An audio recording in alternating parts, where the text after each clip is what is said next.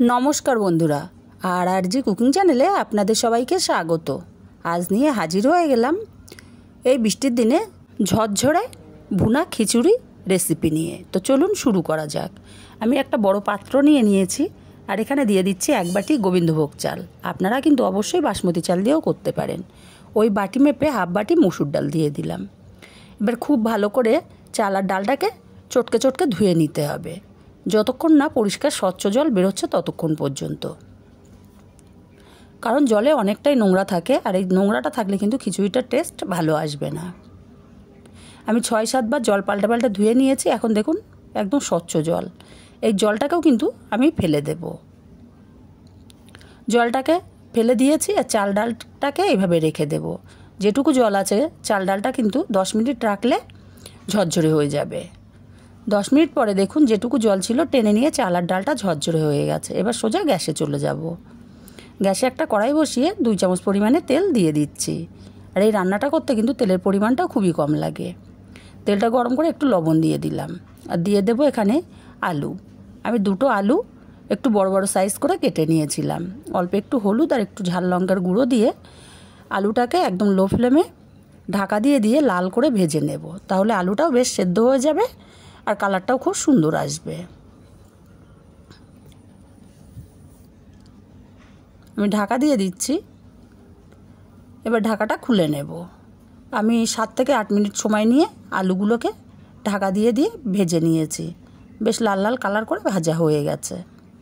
এখন এখানে দিয়ে দেব 3টে সেদ্ধ ডিম। আমি আগে থেকে সেদ্ধ করে রেখেছিলাম। ডিমগুলোকে হালকা করে ভেজে নেব। ডিমগুলো কিন্তু খুব কড়া করে ভাজবো না। আলুর সাথে ডিমগুলো উল্টে পাল্টে হালকা করে ভেজে নিয়েছি। এখন এই ডিম আর আলুটাকে আমি উঠিয়ে নেব।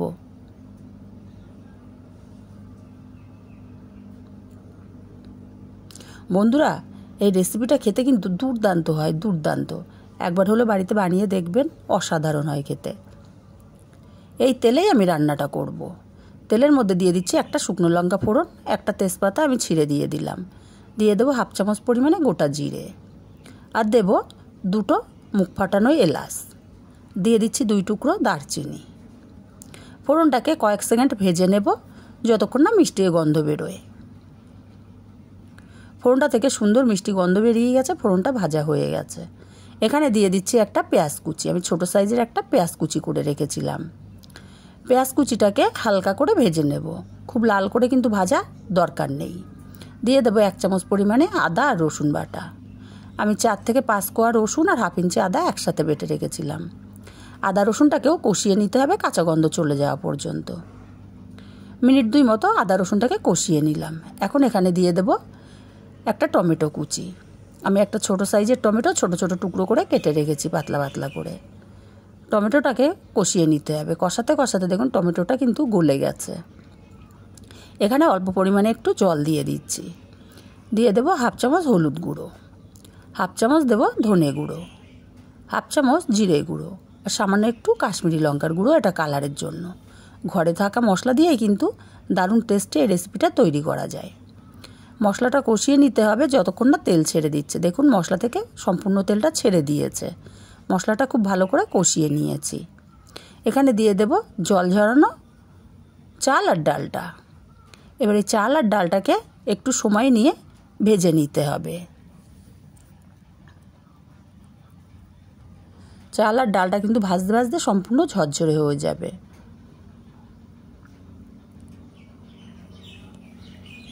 মিনিট 7 সময় নিয়ে চাল আর ডালটাকে ভেজে নিয়েছি। দেখেই বুঝতে পারছেন চাল আর ডালটা কিন্তু একদমই ঝরঝরে হয়ে গেছে। খুব সুন্দর মতো চাল আর ডালটা আমি ভেজে নিয়েছি।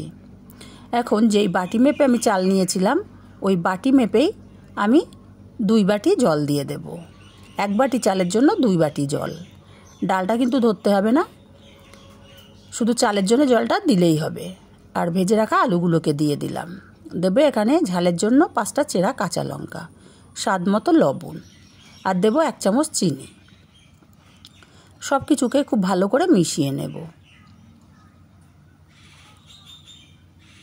মিশিয়ে আমি ঢাকা দিয়ে রান্না করব লো ফ্লেমে 5 মিনিট। 5 মিনিট পরে ঢাকাটা খুলে নিচ্ছি। আবারও একটু নেড়ে চেড়ে দেব।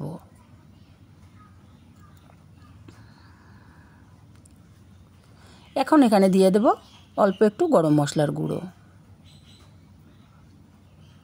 গরম মশলার গুঁড়োটা দিয়ে আবারও নাড়াচাড়া করে মিশিয়ে নেব। মিশিয়ে লো ফ্লেমে আমি ঢাকা দিয়ে রান্না করব 10 মিনিট।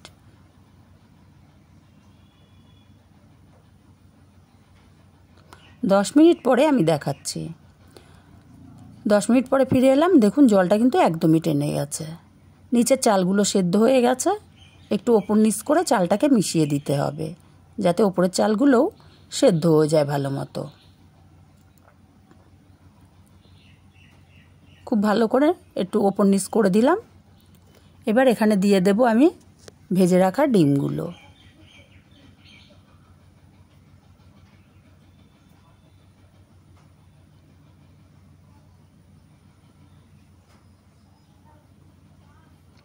আর দিয়ে দেব 2 চামচ ঘি। এই জাতীয় রান্নায় কিন্তু একটু ঘি দিলে টেস্টটা দারুণ আসে। হালকা হাতে আবার একটু মিশিয়ে দেব, যাতে ঘিয়ের ফ্লেভারটা সম্পূর্ণ খিচুড়ির মধ্যে চলে যায়।